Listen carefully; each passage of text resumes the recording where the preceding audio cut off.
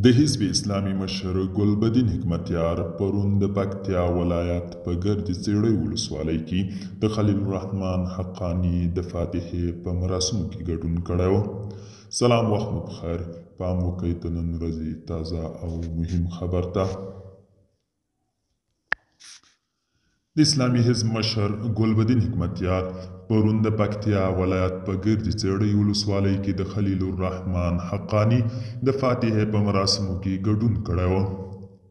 د طالبانو د کورنیو چارو وزارت وایي ګلبدین حکمتیار د خلیل الرحمن د مړینې له امله سراج الدین حقاني او د هغه کورنۍ ته تعزیت وړاندې کړ.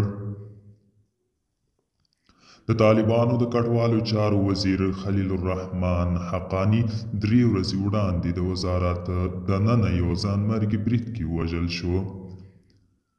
داعش خراسان څانګې د یاد برید مسؤلیت منلی دی. دوستانو، دا و د نن ورځې چمتو کلی خبر. تر بیا هم په الله سپارم.